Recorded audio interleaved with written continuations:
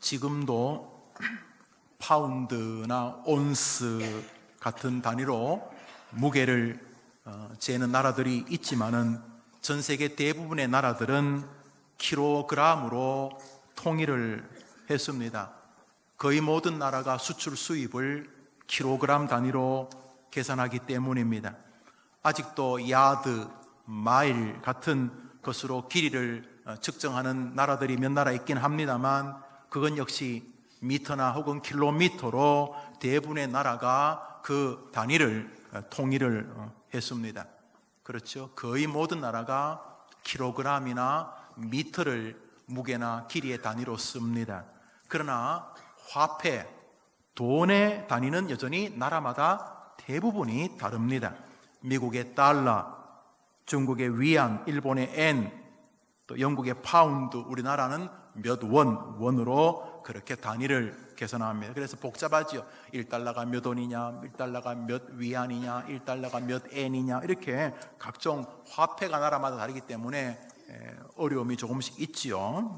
성경에도 화폐의 단위가 굉장히 많이 등장합니다. 여러분 잘 아시는 달란트, 무나, 데나리온, 드라크마, 아사리온, 이런 것들이 다 화폐 단위입니다. 몇 전, 몇 원, 또 몇 달러, 뭐 이런 그런 단위입니다. 당시에 이스라엘도 있고 로마도 있고 그렇기 때문에 이스라엘에서 쓰는 단위가 있고 로마가 쓰는 단위가 있고 헬라가 쓰는 단위가 있고 이렇게 나라들마다 조금 달랐기 때문에 성경에 각종 화폐의 단위들이 등장을 합니다. 오늘도 그 단위 중에 하나가 나오지요. 누가복음 12장 우리 읽어봅시다. 시작. 참새 5마리가 2아사리온에 팔리는 것이 아니냐. 저기 화폐 단위가 뭐가 나오죠? 아사리온. 1아사리온, 2아사리온이 나옵니다. 하루 열심히 일한 노동자의 하루 월급이 16아사리온이었다고 성경에서도 또 기록에서도 볼 수 있습니다. 16아사리온이 한 데나리온, 하루 일하면 16아사리온을 줬다, 이런 말입니다.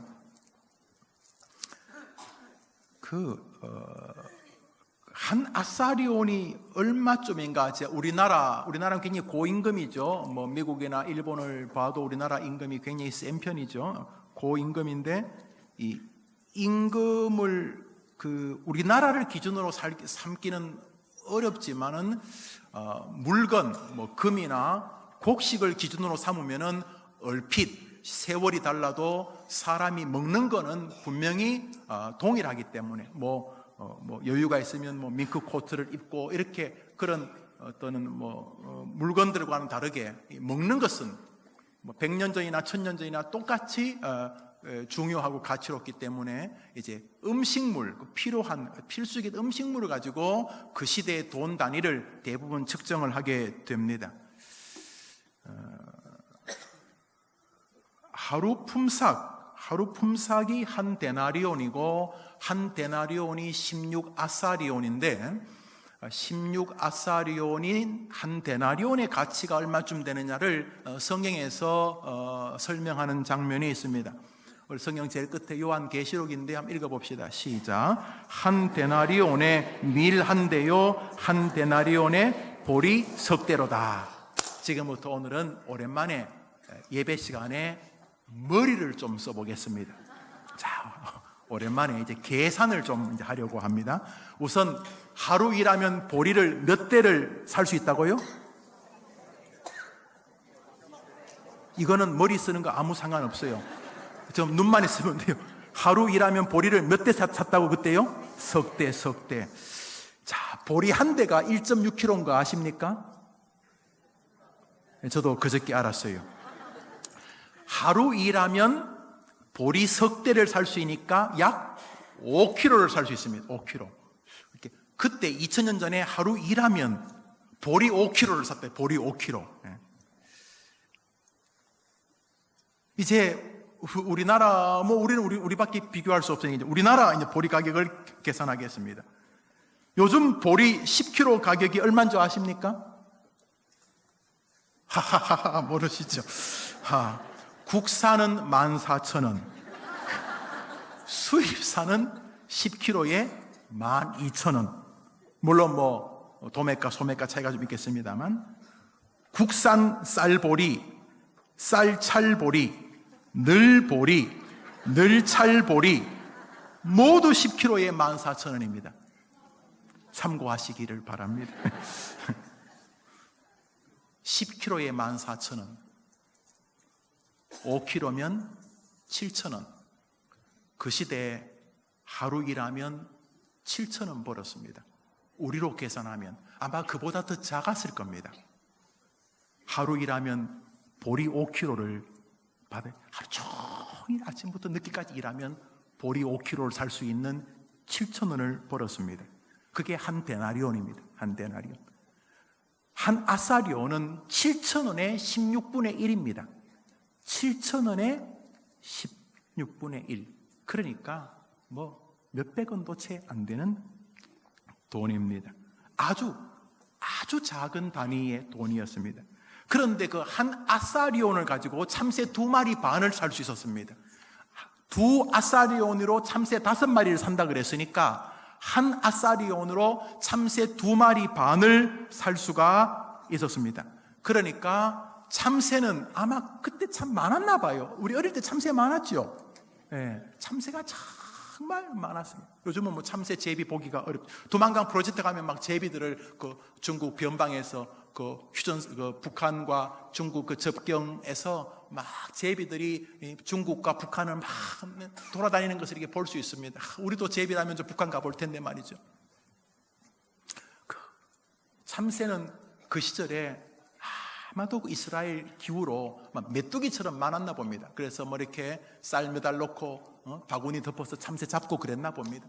참새는 굉장히 구하기 쉬운, 그래서 한 아사리온 가지고도 여러 마리를 살 수 있는, 그러니까 한 데나리온 가지고 약 40마리의 참새를 살 수가 있었다 하는 거죠.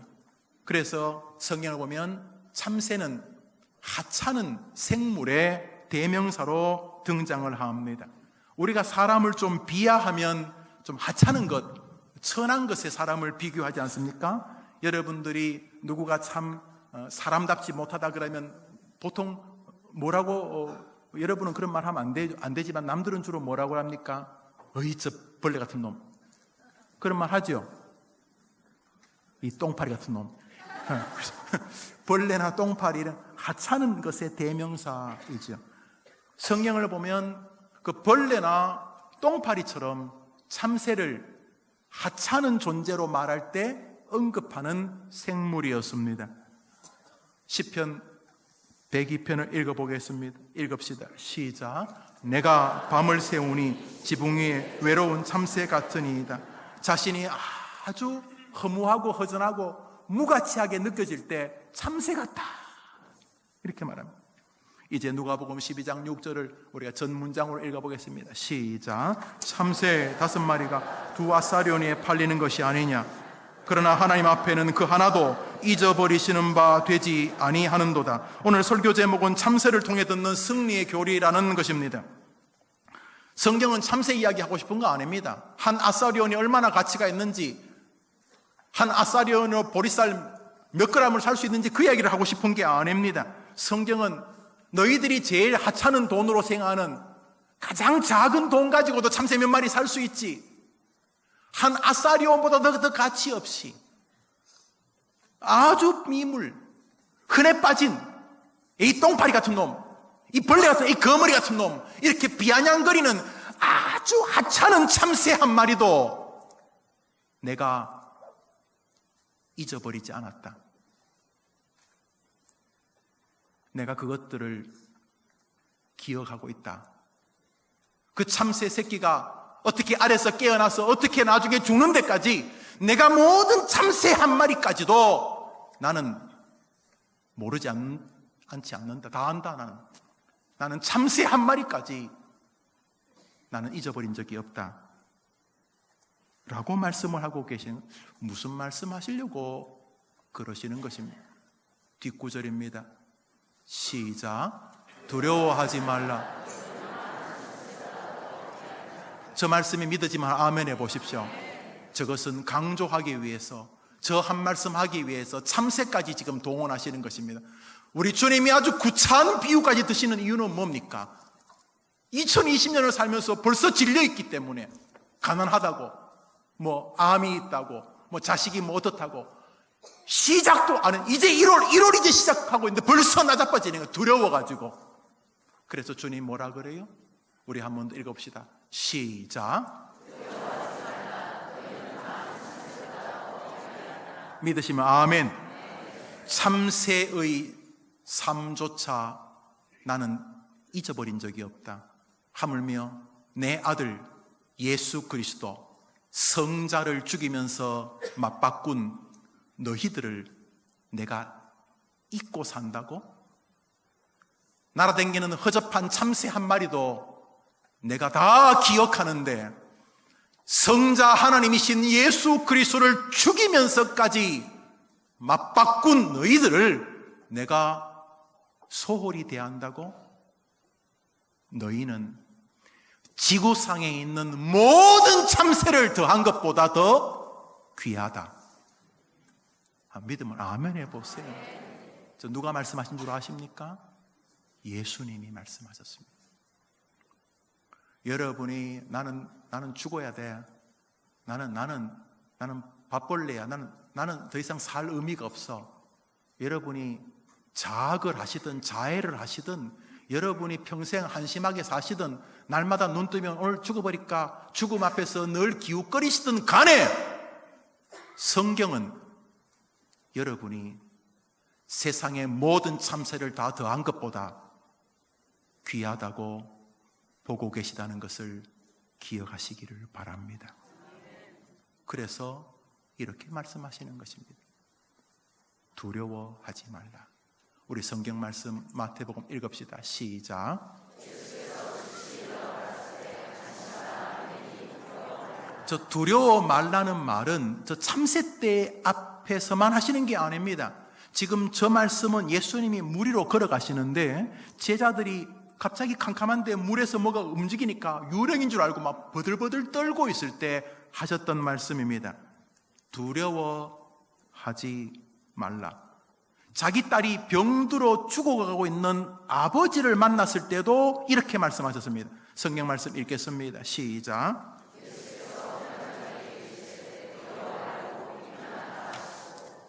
자기 딸이 지금 죽어가고 있어요. 자기 딸이 뭐 회당장이니까 나름대로 뭐 한 지역에 한 종교적 자리를 꽤 차지한 명사였을 것입니다. 그래서 이런저런 도움을 받았을 것입니다. 그런데 안 됐습니다. 좋은 약도 좋은 의사도 자기 딸을 못 살렸습니다. 그래서 이제 그 딸이 죽어간 슬픔 앞에 잠긴 아비가 예수님께 와서 제발 우리 딸 좀 도와달라고 할 때, 우리 주님께서 그 아버지에게 하셨던 말씀이 두려워 말고 믿기만 하라라고 말씀하셨습니다. 여기 중요한 건 말이죠. 한번 따라합시다. 두려워 말라. 아니, 두려워하든 안 하든 주님이 일하시면 되는 거 아닙니까? 뭐 올해 나 직장 잘리면 어떡하지? 직장 잘리면 우리 애들 등록금도 못 내고, 직장 잘리면 뭐 월세도 못 내고, 직장 잘리면 어떻게 되지? 뭐 두려운 건 내 몫이고 하나님은 하나님 일하면 되는 거 아닙니까? 그냥 뭐 역사하시면 되지. 무슨 일을 할 때마다 계속 두려워 말라. 왜 이렇게 말씀하시는 것입니까? 뭐 두려움하고 상극입니까? 하나님은. 맞습니다. 왜 주님이 능력을 나타낼 때마다 저렇게 요청하시는지를 아셔야 합니다. 수식, 레토릭이 아닙니다. 저것은 주님께서 보시는 믿음의 수순이기 때문입니다. 바둑 좀 뜨시는 분, 수순 뒤바꾸면은 18급입니다. 수순 제대로 뜨면 9단입니다. 똑같습니다. 뭐 얼마 전에 은퇴했다는 뭐 이세돌, 뭐 또 뭐 누구 있습니까? 이창호, 조훈현, 그런 분들이 바둑 둘 때 한 번에 세 수씩 뜨지 않습니다. 그 사람도 한 수씩밖에 안 뜹니다. 그런데 그 사람들은 왜 그렇게 잘 뜹니까? 수순 때문입니다. 수순. 바둑 못 뜨는 사람도 똑같습니다. 한 수씩 못 쓰면. 왜 못 뜨는 겁니까? 수순. 먼저 할 거 뒤에 하고 뒤에 할 거 먼저 하면 18급입니다. 그때 그 자리 놓으면은 프로입니다. 뭐 우리 교회도 프로 기사가 계시다던데 똑같습니다. 그러므로 뭐 두려움, 뭐 떠난 기질이 두려워. 기질 문제가 아닙니다. 아이고 나는 믿음이 없었어. 예, 정답입니다. 두려움과 믿음은 아주 깊은 상관이 있다는 것입니다. 우리 예수님 말씀하셨습니다. 두려워 말라. 아니 뭐 두려워하든 안 하든 그냥 하나님 할 일 하면 되지 않습니까? 아닙니다. 2020년 두려움이 교훈이라는 것을 기억하시고 그것을 멋지게 이기는 여러분 되기를 축복합니다. 바울이 잡혀서 복음을 전하다가 고초를 당하고 로마로 끌려가는 장면이 있습니다. 바울이 좀 이따 갑시다 그런데도 이 바울의 말을 우습게 하는 백부장이나 다양한 사람들이 무리하게 배를 출항시킵니다. 결국 배는 바울의 말대로 파선 직전에 가고 사람들은 여러 날 동안 배가 물속에 들어갔다 나왔다 하면서 모든 구원의 소망, 죽었구나, 삶의 소망을 다 잃어버리게 됩니다. 그때 바울이 일어나가지고 죄수지만 그 죽음 직전에 있는, 이미 정신적으로 다 죽었어요.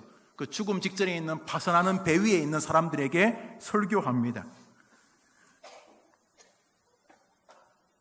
뭐라고 설교하냐 하면 여러분 안 죽습니다 라고 설교합니다. 여러분 배는 다 박살나겠지만 안 죽습니다. 왜 안 죽냐 하면 어젯밤에 하나님께서 내게 바울아 여기 있는 사람들 한 명도 안 죽는다 라고 내게 말씀하셨기 때문에 한 명도 안 죽습니다. 해림교회 교훈들이 하나님의 말씀을 들어서 남들에게 복음을 전하게 되기를 축복합니다. 여러분이 들은 게 있어야지 남에게 말할 거 아닙니까?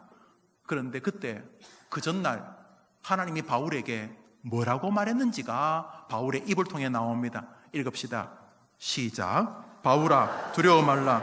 내가 가이사 앞에 서야겠고 너와 함께 행선한 자를 다 내게 주셨다 하였으니, 주님께서 바울에게 내가 다 안 죽일게, 다 살려둘게 라고만 말씀하지 않고 바울이 그것을 확고히 하고 그것을 내일 사람들에게 분명히 전하게 하기 위해서 아주 중요한 신앙의 기제 하나를 요청하셨습니다. 명령입니다. 다시 말해 지금 내가 들은 말씀을 해림교회 성도들에게 전하기 위해서 김 목사는 반드시 이 기제를 붙잡아야 되는 거예요. 여러분들이 여러분 자녀에게 하나님의 놀라운 축복을 전하기 위해서도 동일하게 뭔가 하나를 붙잡아야 돼요. 그 전제입니다. 뭡니까? 두려워하지 않는 것입니다. 바울아 두려워 말라. 이것이 정리돼야지 지금 들은 말씀이 내일 역사로 나타나게 되는 줄 믿으시기를 바랍니다. 한번 따라합시다. 두려워 말라. 참새도 먹이니까 걱정하지 마라. 내가 참새까지도 다 기억한다. 하물며 너를 내가 모른다고 걱정하지 마라. 좀 아프지? 그래 암이 3기 5기라면서 내가 안다. 걱정하지 마라. 내가 참새까지 통치하니까 너는 그 참새 다 합친 것보다 나 여호와에게 더 귀하니라. 올 한해 여러분의 형편이 어떻든지 간에 하나님의 말씀이 여러분이 현실이라고 하는 것보다 더 현실이 되기를 축원합니다. 성경은 믿음의 역사를 드러내기 전에 먼저 요청하십니다. 다시 말해 두려움은 왠지 믿음을 강화할 것 같지만 아니라는 것입니다. 두려움이 겸손하게 만들지 않고 두려움이 패역하게 만드는 것을 주님이 아십니다. 두려움이 하나님을 향하여 정상적인 기도 생활을 막고, 두려움이 담대한 복음 전파를 가로막고, 두려움이 하나님과 사람 앞에 행해야 할 거룩한 성도의 의무를 다 가로막습니다. 두려워서. 그래서 전쟁의 승리를 하고 싶으면, 그래서 하나님의 힘을 공급받고 싶으면, 하나님의 힘으로 세상과 싸워 이기고 싶으면 저 두려움이라고 하는 저 신학을 정리해야 한다는 것입니다. 저 두려움이라는 교리를 정리해야 된다는 거예요. 목사님 저는 어릴 때부터 겁이 많아서 그럴 문제가 아닙니다. 그건 겁하고 상관없습니다. 저는 기질도 아닙니다. 저것은 오직 신학적인 문제인 것입니다. 하나님께서 여호수아에게 말씀하셨습니다. 1장을 읽겠습니다. 읽읍시다. 시작. 내가 내게 명한 것이 아니냐. 마음을 강하게 하고 담대히 하라. 두려워 말며 놀라지 말라. 내가 어디로 가든지 내 하나님 여호와가. 하나님의 능력이 나타나기 위해서는 두려움이 정리되어야 되는 줄 믿음을 한번 아멘 해보십시오. 이것은 계속 주님이 전쟁 앞에서 여호수아에게 요구하셨던 것입니다. 거의 유일한 요구였습니다. 다시 말해, 너가 두려워한다는 것은 나를 우습게 하는 거지, 이것입니다. 이거 기질인데 아니라니까요. 이거 기질인데, 기질이 아니라니까요. 너가 나 여호와를 우습게 아는 것이 두려움이라는 것이죠. 죽음이 낯설기는 하지만은 죽음을 통해 우리는 승리하게 될 줄 믿습니다. 죽음이라는 엘리베이터를 타고 우리는 천국에 도달하기 때문에 죽음도 어색한 건 사실 한 번도 안 해봤으니까 어색하지만은 죽음도 우리를 이길 수는 없습니다. 왜냐하면 죽음보다 하나님이 더 세기 때문입니다. 그래서 하나님은 전쟁 앞에서 하나님에 대한 믿음이 두려움보다 크다는 것을 요청하셨습니다. 너희 믿음이 어디 있느냐? 뭔가 현실적이다, 내가 주판을 달려봐, 아니라는 것이죠. 너가 나 여호와의 전능함에 대해서 우습게 여기는 결과가 두려움이라는 것입니다. 2020년 우리는 우리의 힘만으로 살지 않겠다고 믿기 때문에 이 자리에 와서 예배하는 줄 믿습니다. 그렇다면 하나님이 요청하시는 게 하나입니다. 내가 더 세냐? 네가 걱정하는 세상이 더 세냐? 나 여호와가 더 강하냐? 너를 괴롭히는 질병이 더 강하냐? 나한테 보여달라는 것입니다.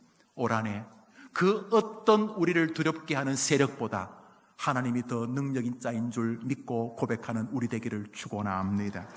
여호수아 11장 전쟁 앞에서 또다시 주님 말씀하십니다. 읽읍시다. 시작. 여호와께서 여호수아에게 이르시되 그들을 인하여 두려워 말라. 내가 이맘때 내가 그들을 이스라엘 앞에 붙여 몰살시키리니 너는 그들의 말 뒷발의 힘줄을 끊고 불로. 무슨 세밀한 디테일한 전쟁을 하기 전에 직장이든 오늘 대리를 만나든 과장님을 만나든 회장님을 만나든 직원을 만나든 정치를 하든 뭘 하든지 간에 먼저 해야 될 것은 하나님에게는 능력이 있다는 믿음인 줄 믿습니다. 그러므로 올 한해 여러분을 두렵게 하는 일이 생길 때마다 잠시 멈춥니다. 그리고 그게 진짜인지를 먼저 물으셔야 합니다. 두려움은 우리의 영적 역량을 아주 왜소화시키고 무엇보다 두려움은 하나님이 일하실 기회를 박탈해 버리기 때문입니다. 그러면 인간에게 이런 두려움은 어디서부터 왔는가? 뭐 먹고 살까? 뭘 입고 살까? 우리 자식은 어떻게 될까? 내 노년은 어떻게 될까? 이런 수많은 두려움의 재료들은 어디서부터 출발되었던 것인가? 두려움의 원조, 이 지구상에 하나님의 형상을 받은 우리에게 두려움은 왜 오는가? 저 초등학생도 두려워하고 중학생, 고등학생도 막 두렵다고 죽지 않습니까? 스스로 자살한 미래가 두렵다고 죽지 않습니까? 왜 두려움은 지구에 들어왔는가? 왜 인간에게 있는 것인가? 두려움의 시작은 창세기입니다. 읽읍시다. 시작. 내가 동산에서 하나님하고 관계가 좋을 때 아무 문제 없어. 두려움이란 게 뭡니까? 즐거움 뿐이었습니다. 그러나 하나님께서 하지 말라는 선악을 알게 하는 열매를 먹고부터 뒤죽박죽이 되었습니다. 아담과 하와가 범죄합니다. 하나님께서 아담아 부르시자 아담과 하와가 막 숨습니다. 그래서 하나님께서 너 왜 그러느냐 이래 물었더니 내가 두려워서 숨었다고 말합니다. 인간의 두려움은 성품의 결과가 아닙니다. 소심함의 이유가 아닙니다. 인간이 두려워하는 이유는 오직 한 가지, 하나님 앞에 죄를 지었기 때문입니다. 아담의 후손인 우리들에게 죄로 인한 두려움은 일평생 우리를 따라다니게 될 것입니다. 그런데 하나님께서 선택하신 믿음의 조상 아브라함을 부르시고 첫 번째 하셨던 명령은 바로 저 두려움에 대한 정리였습니다. 창세기 15장 1절을 읽읍시다. 시작. 여호와의 말씀이 이상 중에 아브라함에게 임하여 가라사대 아브라함아 두려워 말라. 올 한해 여러분에게 하나님의 능력이 이렇게 임하기를 원한다면 두려움이 처리되어야 됨을 믿고 두려움과 싸우게 되기를 축원합니다. 두려움이 하자는 대로 하지 마십시오. 남들은 너 돈 없으니까 끝났다. 돈이 없을 뿐이지 하나님은 살아계신 줄 믿습니다. 이것이 여러분의 인생이 되기를 축원합니다. 축원합니다. 그러므로 두려움에서 빠져가지고 스스로 울고 짜고 스스로 이렇게 센티멘탈하고 그러지 마십시오. 두려움은 반기독교적이기 때문입니다. 두려움은 하나님을 교묘하게 우습게 여기는 하대이기 때문입니다. 아무리 세상이 강해도 내 하나님이 더 강한 줄 저는 믿습니다. 이렇게 여호수아처럼 싸우게 되기를 축원합니다. 그러므로 두려움은 믿음의 반대편에서 꿈틀거리는 곰팡이와 같은 것입니다. 성경에 참 많은 이야기가 나옵니다. 홍해를 건넌 이야기, 여리고성이 무너진 이야기, 다윗이 골리앗과 싸운 이야기, 또 실패한 이야기, 도망다니는 이야기, 병든 이야기, 병 낫는 이야기, 성경에는 막 별의별 이야기가 다 나옵니다. 그렇지만 성경에 나오는 모든 이야기는 한 가지입니다. 한번 더 합시다. 하나님을 믿으라.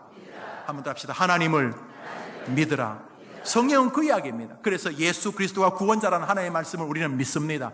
할렐루야. 그러므로 내 부모를 공경하라는 하나님의 명령을 순종하기 때문에 그 순종을 기꺼이 실천합니다. 하나님을 믿기 때문입니다. 결국 성경에 나오는 인생 생로병사의 파란만장한 모든 역사가 다 나오죠. 토지의 박경리 같은 사람은 성경은 인간의 모든 문제가 담겨 있고, 특히 시편을 말했는데 시편 안에는 인간의 모든 문제의 해결책이 있다 그랬어요. 박경리 그분이 기독교인지 모르겠습니다만 그 토지라는 글을 쓰신 분이 그랬어요. 성경, 특별히 시편 안에는 인간이 할 수 있는 모든 문제가 다 있고 그 안에는 인간을 해결하는 모든 답이 다 있다. 그렇죠. 인간의 모든 문제가 성경에 있지만 성경은 인간의 모든 문제를 해결하는 게 아니라 예수를 향한 믿음을, 하나님을 향한 믿음을 우리에게 견고하기 위해서 주신 것입니다. 그러므로 믿음을 강화하기 위해서 두려움은 정리되어야 될 무엇인지를 믿으시고 올 한해 두려움이 밀려올 때마다 하나님을 바라보게 되기를 축원합니다. 많은 사람은 이 두려움 때문에 예수를 못 믿습니다. 많은 사람은 이 두려움 때문에 예수를 믿지만은 세상에 끌려다닙니다. 두려워하기 때문에 세상 눈치를 봅니다. 두려워하기 때문에 담대하게 내가 예수 믿는 사람이라고 너도 예수 믿어야 된다고 복음을 전하지 못합니다. 세상을 두려워하기 때문에 인내하지 못하고, 두렵기 때문에 참지 못하고, 두렵기 때문에 용서하지 못합니다. 다 두려움의 결과들입니다. 두려움은 이 땅에서 하나님의 백성다움의 능력을 발휘하는 일을 굉장히 초라하게 만듭니다. 두렵기 때문에 물질 생활도 거지와 방불합니다. 헌금 생활도 두려움과 상관이 있습니다. 이 돈 없으면 어떡하지? 두렵기 때문에 헌금 생활이 비정상적이 됩니다. 두렵기 때문에 부모님을 공경하는 용돈을 드리기가 어렵습니다. 두렵기 때문에 세상에서 사람들 앞에 담대하게 그리스도인답게 자신을 드러내지 못합니다. 다 두려움의 결과들입니다. 그런데 이 두려움은 하나님의 능력을 왜소화시킨다는 것은 섬찟하고도 무서운 교리입니다. 사실 그랬습니다. 민수기 14장에 출애굽 과정이 나옵니다. 이 두려움 때문에 한 집안, 한 민족이 작살나 버립니다. 대신에 이 두려움을 극복한 여호수아 갈렙은 대대로 복을 받습니다. 민수기 14장을 읽읍시다. 민수기 14장 시작. 여호와께서 그 땅을 우리에게 주시리라. 이는 과연 젖과 꿀이 흐르는 땅이라. 다만 여호와를 거역하지는 말라. 또 그 땅 백성을 두려워하지 말라. 그들은 우리의 먹이라. 여호와는 우리와 함께 하시느니라. 그들을 두려워하지 말라 하나 온 회중이 여호수아 갈렙이 두려워하지 말라. 그들을 두려워하지 말라. 하나님이 우리 편이시다. 그들을 두려워하지 말라 그랬다고 죽여버리려고 그랬습니다. 그들이 10명의 정탐꾼이 돌아와가지고 그 여리고성은 엄청나게 크고 그 나라 사람들은 엄청 세고 이런 말 하니까 다 두려움에 압도당했습니다. 여호수아 갈렙이 하나님이 더 세다, 두려워하지 말라, 하나님이 더 세다 그랬는데 이 두려움은 두려워하지 말라는 사람이 꼴보기 싫어 돌 들어서 여호수아 갈렙을 쳐 죽이려고 그랬습니다. 그때 하나님이 개입하십니다. 다 죽여버리려고 그래요. 그때 모세가 하나님이 저들을 여기서 죽이면 안 된다고 그러자 하나님이 40년 동안 그 두려워하던 인간들은 광야에서 다 자연사 다 죽어버렸습니다. 오직 애들, 저기 동참하지 않았던 어린 젖먹이들, 걔네들이 이제 30살, 40살 됐겠죠. 걔네들, 그리고 여호수아 갈렙만이 가나안 땅에 들어갑니다. 저 두려움 결과 때문에 인생이 엉망이 되어버렸어요. 우리가 출애굽 과정을 뭐라고 말합니까? 인생길 하죠. 그래서 장례식 가면 요단강 건너가 만나리 이런 거 부르잖아요. 요단강 건너면 가나안 땅, 천국을 상징하는 거죠. 우리 인생살이가 출애굽입니다. 무엇을 먹을까, 무엇을 입을까 항상 그거 걱정하느라고 신앙생활이 완전히 작살나버립니다. 두려움 때문입니다. 두려움 때문에 모든 인간관계가 엉망이 됩니다. 두려움 때문에 아이에게 얘야 주의를 지켜야 된다. 두려움 때문에 그 어떤 것보다도 믿음이 중요하다라고 말 못합니다. 두려움 때문에 아이에게 신앙을 강조 못합니다. 두려움 때문에 세상에서 예수의 백성답게 증거하지 못합니다. 두려움이 우리의 모든 능력을 제한해버립니다. 그래서 광야길 고생만 합니다. 물론 뭐 만나도 주워 먹고 뭐 메추라기도 먹곤 하지만은 40년이 떡이 되는 인생이 되는 것입니다.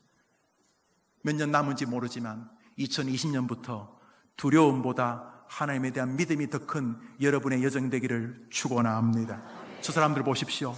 저 수백만 명이 광야에서 두려움의 대가를 다 치러버렸습니다. 사랑하는 여러분, 2020년 살면서 뭔가 두려운 것들이 여러분에게 쫙 움직이면 그냥 두려워하지만 말고 잠시 생각을 하십니다. 이거 어떻게 되지? 그러면 회사가 어려워서 나 쫓겨나고 명예퇴직, 그러면 그 다음에 굶어 죽는 건가?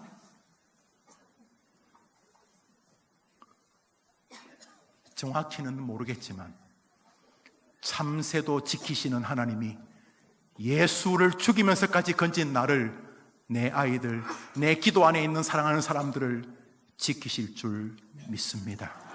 이것이 한 해를 경영하는 믿음이 될 때, 올해가 여러분의 생애 마지막이 되어도 여러분 때문에 여러분 주변 사람들까지 복을 받게 될 줄 믿으시기를 바랍니다. 그런데 성경은 두려워하지 말라는 말로만 설교를 끝내고 싶어 하지 않습니다. 오늘 읽었던 것은 누가복음 12장 6절과 7절입니다. 6절과 7절 뒤에는 무슨 구절이 나올까요? 머리 쓰라고 하니까 또 머리 쓰신다. 한번 더 합시다. 6절과 7절 뒤에는 8절과 9절이 나오겠지. 그 당연. 6절과 7절 뒤에는 8절, 9절 나오겠죠. 자, 저 구절은 뚝 떨어진 구절이 아니라 6절부터 9절까지는 한 센텐스입니다. 이제 홀 센텐스를 다 읽어봅시다. 6절, 7절을 읽었으니까 이제 8절, 9절을 중심으로 읽는데, 여러분 저 노란 거는 그 방송실에서 저렇게 애썼으니까 여러분 좀 세게 읽어보세요. 그래 안 되겠어요? 읽어봅시다. 참새 시작. 참새 5마리가 두 아서련에 팔리는 것이 아니냐. 두려워하지 말라. 너희는 많은 참새보다 더 귀하니라.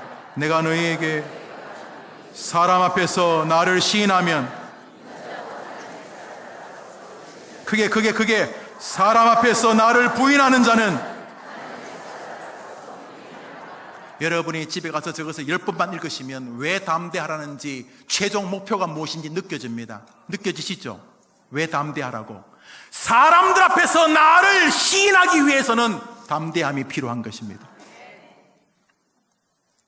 돈 몇 푼 때문에 믿음 팔아버리고, 두렵기 때문에 예배도 안 드리고, 세상이 두렵기 때문에 아이들에게 주의를 지키라고 말 못하는 그런 일들이 불상사로 나타나서 여러분의 존귀한 생애가 광야의 어리석은 이스라엘 백성처럼 되지 않게 하시려고 주님은 우리에게 오늘도 담대하라고 말씀하시는 것입니다. 사람들 앞에서 주님을 부인하지 않도록, 적극적으로 부인하는 것은 하나님 같은 거 없어, 나야 그냥 교회는 하도 마누라가 그러니까 가정의 평화 때문에 가는 거야.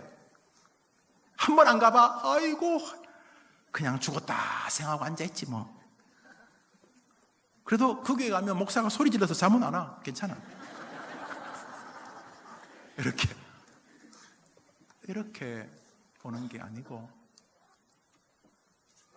하나님이 우리에게 담대함을 요청하는 것은 하나님의 역사와 능력이 나타나는 통로이기 때문이기도 하지만은, 주님의 최종 기대는 우리가 세상에서 우리 구주 예수 그리스도를 담대하게 고백하고 시인하여서 하나님의 복이 임하는 생애가 되도록, 비겁하게 내가 하나님을 믿는 사람인 것을 부인하지 아니하도록 담대함을 요청하시는 줄 믿으시고, 올 한해 여러분이 서 있는 곳에서 나는 예수 믿습니다. 비록 부족하고 죄송하긴 하고 내가 좀 더 모범적이지 못해서 참 죄송하지만, 그러나 나는 하나님이 살아계신 것을 압니다. 나는 하나님이 나를 위하여 예수님을 보내주신 것을 저는 믿습니다. 저는 미사에 있는 해림교회 교인입니다. 저는 우리 교회를 사랑합니다. 왜냐하면 하나님이 계시기 때문입니다. 올해 이 믿음을 고백하도록 담대함의 은혜를 여러분에게 주시기를 축원합니다. 누가복음 12장을 읽습니다. 누가복음 12장 8절 9절 더 읽습니다. 시작. 누구든지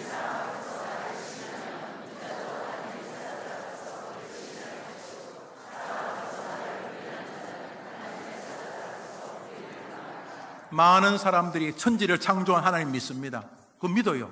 예수님이 나를 구원하셨다, 다 믿습니다. 예수님 십자가에서 나를 위해 보혈의 피를 흘려주셨다, 다 믿습니다. 온 우주를 통치하신다, 다 믿습니다. 천국 지옥이다, 다 믿습니다. 그런데 오늘 하나님께서 나와 내 아이들을 지켜주실 것은 안 믿습니다. 그래서 주일날 교회 안 나와요. 저 돈 벌러 갑니다. 뭐 특별한 경우가 있을 수 있습니다. 온 우주를 주님이 수레바퀴를, 이 역사의 수레바퀴를 주님이 돌리십니다. 믿어요. 다 믿어요. 엄청나게 큰 건 다 믿어요. 그런데 내가 오늘 세상 속에서 믿음을 지키기 위해서 기꺼이 손해를 감수해야 될 담대함은 안 믿습니다. 그는 엄청나게 큰 건 다 믿어요. 다 믿어. 오늘 믿음을 담대하게 지키기 위하여서 먹고 사는 문제에도 하나님을 신뢰하는 담대함의 믿음은 안 믿습니다. 혹시나 그렇지 않습니까? 올 한해 여러분이 무슨 일을 하시든지 간에 여러분에게 하나님에 대한 확고한 신뢰가 담대함으로 드러나게 되기를, 두려워함 안으로 드러나기를 주의 이름으로 축복합니다. 설교를 마치려고 합니다. 사람 앞에서 겸손한 것은 괜찮지만 비굴하실 필요 없습니다. 너무 사람 무서워하면 반드시 문제 생깁니다. 사랑하는 여러분, 하나님이 여러분을 지키십니다. 약속하셨습니다. 참새 있지, 흔하고 흔한 그 똥파리 같은 참새, 그것들도 내가 다 기억한다. 하물며 너희일까 보냐. 제발 올해 나는 혼자예요, 이런 소리 하지 마시고, 세상에 아무도 없어요, 나는 외로워요, 그런 소리 하지 마시고, 여러분이 눈 깜빡이는 순간에도, 여러분이 말하면서 침 꼴깍 넘어가는 그 순간에도 우리 하나님은 여러분을 떠난 적이 없다는 것을 고백하시면서 하나님이 여러분을 지키신다는 믿음 가지고 사람 앞에서 담대하게 되기를 축원합니다. 돈 때문에 사람 죽이죠. 돈 때문에 형제지간 원수되잖아요. 많아요. 돈 때문에 부모 자식이 원수되잖아요. 많아요. 돈 셉니다. 돈 앞에서도 올해 담대하기를 축원합니다. 여러분의 영적 생활 가운데 물질 세계는 굉장히 근접해 있습니다. 1월입니다. 여러분의 헌금 생활 한번 잘 점검해 보십시오. 무엇이 여러분이 그렇게 초라하게 헌금하게 하는가? 여러분의 가족들을 배려하거나 부모님을 섬기는 물질 생활을 가만히 보십시오. 무엇이 그렇게 만드는가? 두려움일 것입니다. 뭐 현실이 어떻고 뭐 그런 말 하겠지만 다 두려움일 것입니다. 올 한해 어차피 믿기로 결심했으니 1월부터 12월까지 여러분이 하나님을 그 어떤 것보다 신뢰한다는 믿음을 가지고 하나님은 여러분을 지키는 분이라는 것을 담대함으로 두려움을 날마다 정복하는 예수의 백성다움이 여러분의 삶을 두르게 되기를 축원합니다. 축원합니다.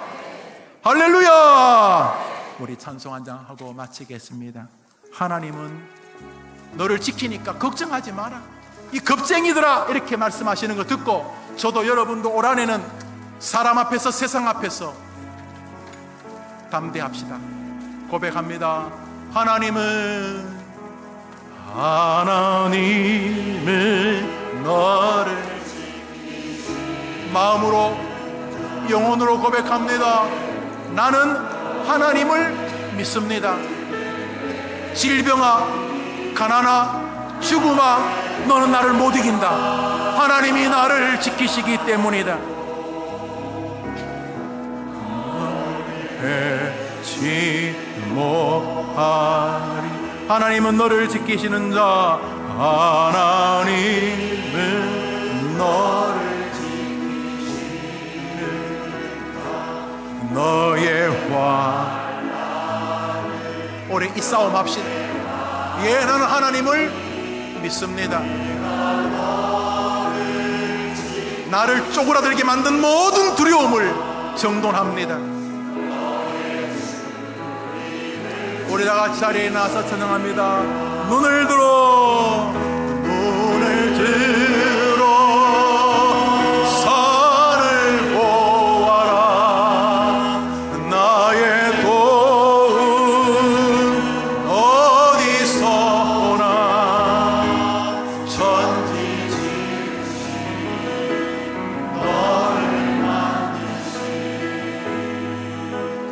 여호와께로다.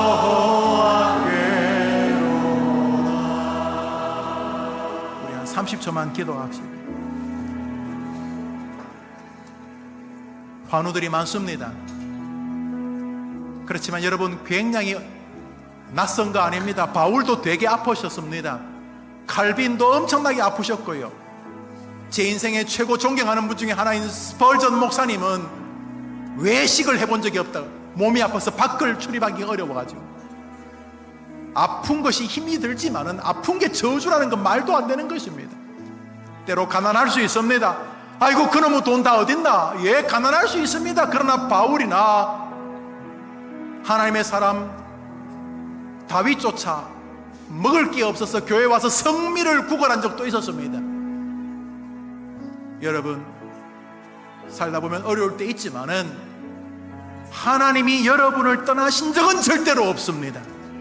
2020년 시작합니다. 1월입니다. 방향을 똑바로 잡으십시오. 어떻게 할 것인가? 2020년 나는 그 어떤 세상의 센 힘보다도 하나님이 더 센 것을 믿을 것입니다. 그동안 두려워서 했던 모든 조잡스러운 나의 신앙을 털어냅니다. 세상 앞에서, 사람 앞에서, 물질 앞에서 나는 담대할 것입니다. 나는 하나님을 믿을 것이기 때문입니다. 올 한해 두려워 말라 하셨던 이 말씀을 권면을 넘어 명령으로 받아들이시면서 두려워하지 않기 위해서 날마다 믿음을 공급받는 내가 되게 해달라고, 올 한해 세상 앞에서 담대한 신앙의 사람이 되게 해달라고, 전능하신 하나님 믿음의 사람이 되게 해달라고 우리 한번 같이 기도하겠습니다. 다 같이 동성으로 기도합니다. 하나님 아버지, 우리가 겁쟁이들이었습니다. 무엇을 먹을까 무엇을 입을까 겁에 질려가지고 교회 생활도 믿음도 다 팔아버리고 사람 앞에서 나는 하나님 믿는 사람이라고 말도 못하고 돈 때문에 겁쟁이가 되어서 하나님을 섬기며 사람을 섬겨야 될 물질 생활도 초라하기 짝이 없는 인생들이었습니다.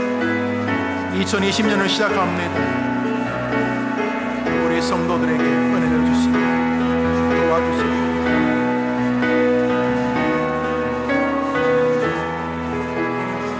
주님, 하나님 아버지, 특별히 부모님들에게 믿음 주셨어. 할아버지 할머니들에게 믿음 주셔서 자녀들에게 하나님이 얼마나 능력이 많으시고 센 분인가를 증명하는 우리 성도들 되도록 도와주시고, 2020년입니다. 1월부터 마지막까지 겁쟁이들이 아니라 하나님을 믿는 믿음, 하나님은 나를 지키시는, 참새 한 마리조차 지키시는 분이만요. 신앙의 길에 굳게 해서는 우리 모두가 되게 하옵소서. 함께 하옵소서. 하나님 아버지, 광야길에서 두려움에 떨어서 하나님의 능력을 전혀 경험치 못했던 안타까운 이스라엘 광야에 심판받은 백성들을 가만히 생각합니다. 하나님만 믿었더라면, 그 두려움만 처리했더라면 그와 그의 가문이 여호수아 갈렙 가문처럼 되었을 텐데, 그 두려움 때문에 하나님의 능력을 완전히 왜소화시켜버렸던 어리석은 인생들처럼 우리의 남은 생애가 그렇게 될까 두려워하며 도리어 이 시간 다짐합니다. 참새보다 너 귀하다. 그 하찮은 미물보다 너 귀하다. 그러므로 두려워하지 말라 라고 하는 말씀이 믿음으로 우리 성도들의 마음에 착상되는 주일이 되게 해 주옵소서.